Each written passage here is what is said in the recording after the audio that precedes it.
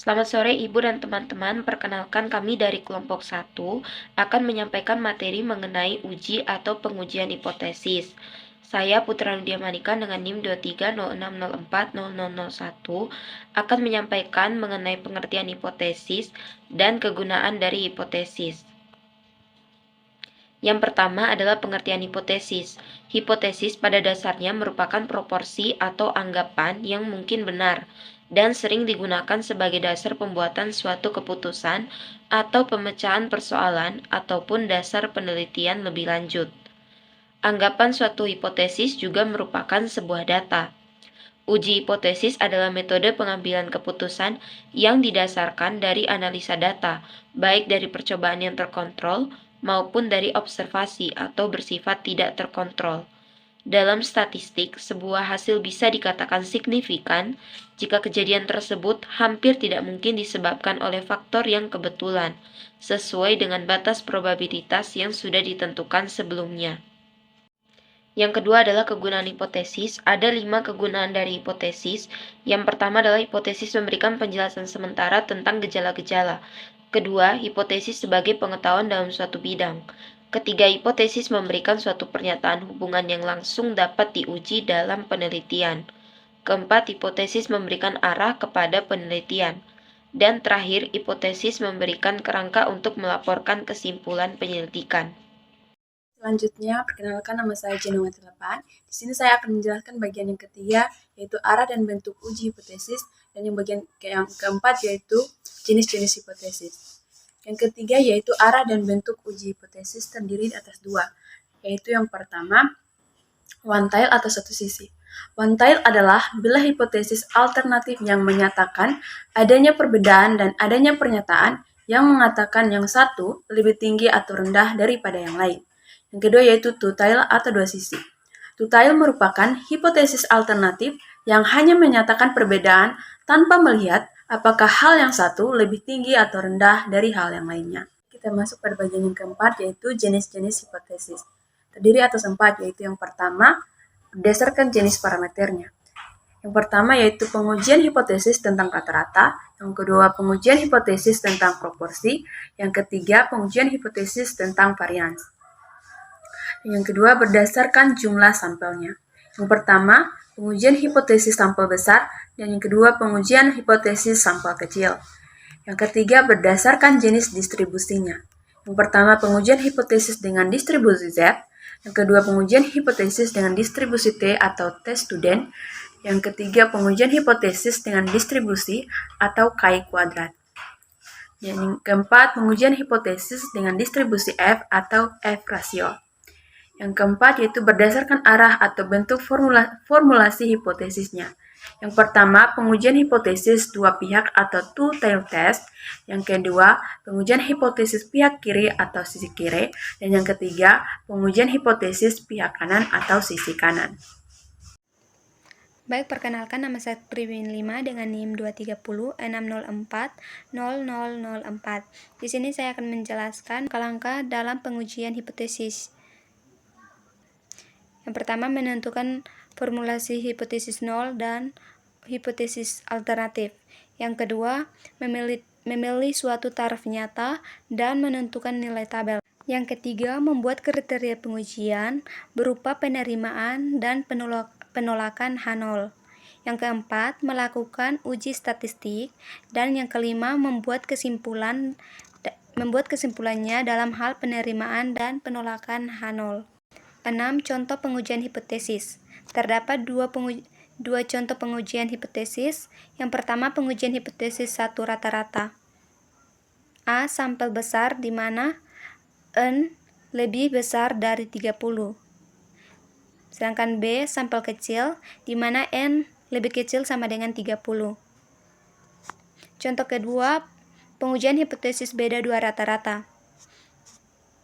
A. Sampel besar di mana N lebih besar 30 dan B. Sampel kecil di mana N lebih kecil sama dengan 30. Kita masuk dalam contoh soal.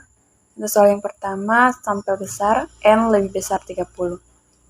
Suatu pabrik susu merek Good Milk melakukan pengecekan terhadap produk mereka Apakah rata-rata berat bersih satu kaleng susu bubuk yang diproduksi dan dipasarkan masih tetap 400 gram atau sudah lebih kecil dari itu? Dari di atas sebelumnya diketahui bahwa simpangan baku bersih per kaleng sama dengan 125 gram. Dari sampel 50 kaleng yang diteliti diperoleh rata-rata berat bersih 375 gram. Dapatkah diterima bahwa berat bersih rata-rata yang dipasarkan tetap 400 gram? Ujilah dengan taraf nyata 5%. Sedang pembahasannya, N sama dengan 50, X sama dengan 375, delta sama dengan 125, dan mu nolnya sama dengan 400. Yang pertama, kita cari formulasi hipotesisnya. Hipotesis 0, yaitu mu sama dengan 400. Hipotesis alternatif, yaitu mu kurang dari 400. Kita cari taraf nyata dan nilai tabelnya. Alfa sama dengan 5%, yaitu 0,05. Z 0,05 sama dengan minus 1,64, itu pengujian sisi kiri.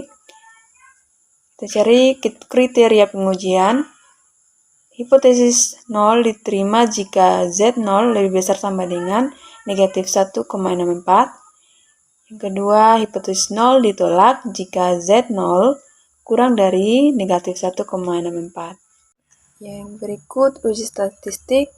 Kita menggunakan rumus Z0 sama dengan X bar kurang mu 0 per varians per akar N sama dengan 375 kurang 400 per 125 dibagi akar 50 sama dengan negatif 1,41.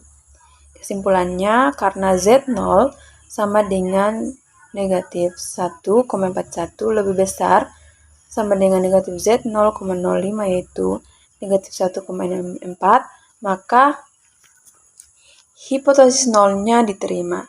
Jadi berat bersih rata-rata susu bubuk merek Good Milk per kaleng yang dipasarkan sama dengan 400 gram.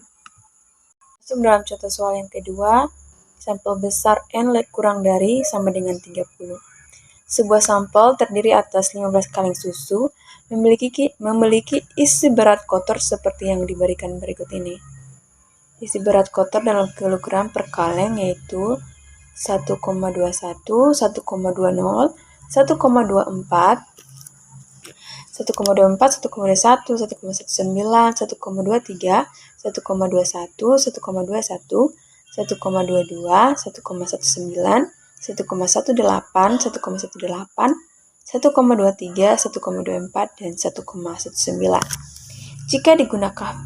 Jika digunakan taraf nyata 1%, dapatkah kita meyakini bahwa populasi cacah dalam kaleng rata-rata memiliki berat kotor 1,2 kg per kaleng?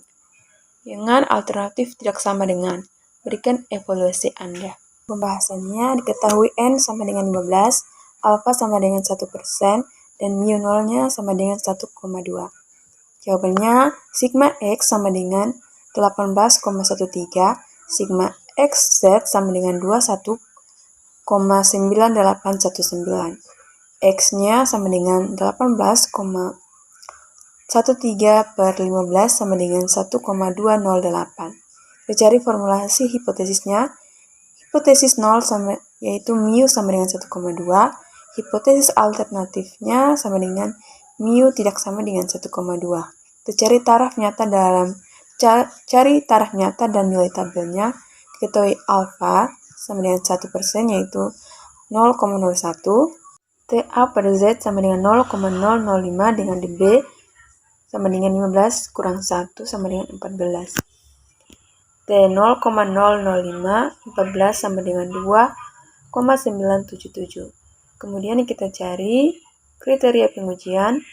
Hipotesis 0 diterima apabila T0 lebih besar sama dengan negatif 2,977 dan T0 kurang dari sama dengan negatif 2,977. Berikut H0 atau hipotesis 0 ditolak jika T0 lebih besar 2,977 atau T0 kurang dari negatif 2,977. Berikut uji statistik. Kita menggunakan rumus S sama dengan akar 21,91. 89 dibagi 14 kurang 10,13 kuadrat dibagi 210, maka hasilnya sama dengan 0,02. T0 sama dengan X bar kurang mu 0 per S per akar N sama dengan 2,208 kurang 1,2 dibagi 0,02 dibagi akar 15. Hasilnya sama dengan 1,52. Kita masuk dalam kesimpulan, karena negatif T 0,00514 sama dengan negatif 2,977 kurang dari T0 sama dengan 1,52 kurang dari T000514 sama dengan negatif 2,977, maka hipotesis 0 diterima. Jadi, populasi susu dalam kaleng secara rata-rata berisi berat kotor 12 kg per kaleng. Baik, demikian yang dapat kami jelaskan tentang pengujian hipotesis. Kiranya apa yang kami jelaskan dapat dimengerti dengan baik. Terima kasih.